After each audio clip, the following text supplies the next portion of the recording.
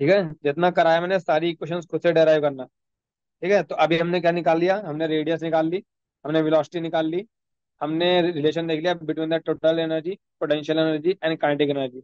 अब हम क्या करेंगे, एनर्जी पता करेंगे किसकी, जो इलेक्ट्रॉन जो है ऑर्बिट में मूव कर रहा है ना, अब इसकी हम एनर्जी निकालेंगे। ठीक है, तो अभी ऑलरेडी तुमको जब मैंने फर्स्ट पोस्टुलेट बताया था, तो एनर्जी का फॉर्मूला तुमको मैंने क्या बताया था, -2.18 × 10⁻⁻18 अपॉन में एन उसका, जो फॉर्मूला हमने बताया था ना, इसको हम डेराइव करेंगे यहाँ पे। ठीक है, तो अब देखो तुमने यहाँ पे अभी ऊपर टोटल एनर्जी क्या निकाला, के Z² / 2R ये निकाला।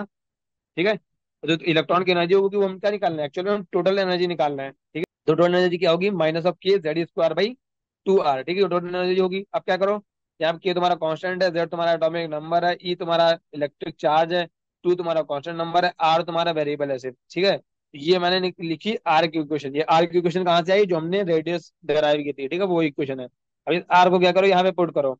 जैसे पुट करोगे क्वेश्चन बनी ये है। ठीक है, यहाँ पे पाई पाई काट दो, इसको ऊपर ले जाओ, फाइनली क्वेश्चन बन गई ये। ठीक है, फाइनली क्वेश्चन क्या बन गई ये। ठीक है, अब क्या करो, यहाँ पे जैसे मैंने हमेशा करता हूँ क्या, कि जितने कांस्टेंट है उनको एक पास लिख लो, जो वेरिएबल है वो बाहर ले आओ। ठीक है, तो मैंने मेनली वेरिएबल तो हम जेड और एन को देखते हैं। ठीक है, मोस्टली जो तुमसे पूछेगा ना वेरिएबिलिटी की किस पे कैसे डिपेंड कर रहा है, वो जेड एन पे करता है, देखता है। ठीक है, तो क्या क्या हमने यहाँ पे देखो Z² यहाँ से बाहर लिया है, N² बाहर लिया है, बाकी सबको यहाँ पे अंदर ब्रैकेट में डाल दिया। ठीक है, ये क्या है, ये सब कॉन्स्टेंट है, ये सारे क्या है, कांस्टेंट है। तो जब सारे तुम कांस्टेंट की वैल्यू डालोगे, जहाँ पे एप्सिलॉन नॉट क्या होता है, 8.85 इंटू 10⁻⁻12, जब सारी कांस्टेंट की वैल्यू डालोगे, ठीक है, तो वो वैल्यू कितनी आती है, माइनस का 2.18 इंटू 10⁻−18। ठीक है, ये तुमने फर्स्ट पोस्टुलेट में कराया फॉर्मूला। तो ये Z² / N²। ठीक है, और माइनस का साइन क्या दिखाता है, कि जो तुम्हारा जो फोर्स है वो क्या है, अट्रैक्टिव फोर्स है। ठीक है, ये तुम्हारा टोटल एनर्जी का डेरिवेशन होगा। तो यहाँ हमको क्या पता चला, कि total energy is directly proportional to Z² and inversely proportional to N²। ठीक है, जैसे हम अभी तक चेक करते आए थे ना, कैसे डिपेंड कर रहा है जेड एन पे, यहाँ भी हम वही करते हैं। ठीक है, तो ये सिंपल डेरिवेशन है। अब देखो यहाँ पे क्या किया हमने, ये तुम्हारा क्या जूल में, और ये हमने किया इलेक्ट्रिक वोल्ट में। ये भी हमने कराया था कि कैसे जूल को इलेक्ट्रिक वोल्ट में कन्वर्ट करते हैं, कैसे करेंगे, इसको जो डिवाइड करेंगे ई से, मतलब 1.6 इंटू 10⁻⁻19 से। ठीक है, तो ये क्या बन जाता है, -13.6। ठीक है, तो इलेक्ट्रिक वोल्ट में अगर होगा तो -13.6 Z² / N² होगा। अगर तुम्हारा जूल में होगा तो माइनस का 2.18 इंटू 10⁻−18। ठीक है, ये तुमको दोनों वैल्यू तुमको याद करनी है, ये वाली भी और ये वाली भी। ठीक है, ये तुम्हें कल भी मैंने तुमको बताया था। ठीक है, तो हाइड्रोजन के लिए क्या होता है, Z = 1 होता है, तो फॉर्मूला क्या बन जाएगा ये। ठीक है, यही हमने फॉर्मूला फर्स्ट पोस्टुलेट में तुमको पढ़ाया था। ठीक है, ये हमने यहाँ पे इसको डेरिवेशन देख लिया। तो तुमको तुमको याद क्या रखना है, कि कैसे डिपेंडेंसी होती है तुम्हारी for the of the total energy on the Z and N। अब देखो, एक तो ये होगा अगर हमको जरूरत पड़ी इस इक्वेशन की। ठीक है, इक्वेशन की तो जरूरत कैसे पड़ सकती है, ऐसा हो सकता है कि तुमको Z n ना करके वो ऐसे भी क्वेश्चन पूछ सकता है कि तुमको दे देगा कि total energy equals to minus of Z² N² E⁻x m में 8h⁻y ε⁻z। तो बताओ x + y + z की वैल्यू क्या होगी।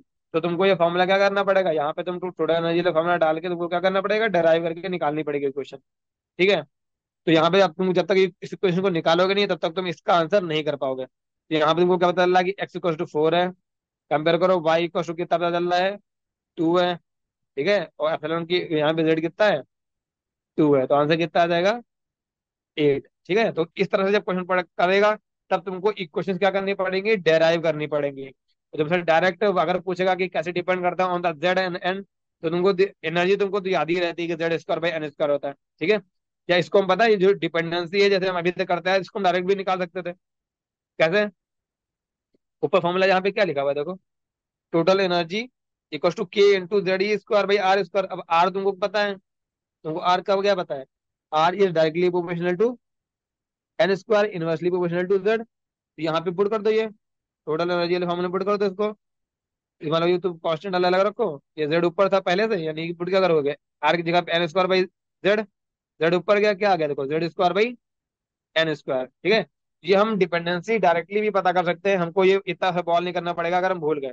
बट अगर तुमसे इस तरह का क्वेश्चन पूछेगा, ठीक है, अगर तुमको इस तरह का क्वेश्चन पूछेगा एक्स वाई के टर्म में ऐसे पूरा फॉर्मूले पे, तब तुमको डेराइव करना पड़ जाएगा, इसलिए तुमको डेरिवेशन आनी चाहिए। ठीक है, इसलिए तुम सारी डेरिवेशन खुद करके देखोगे।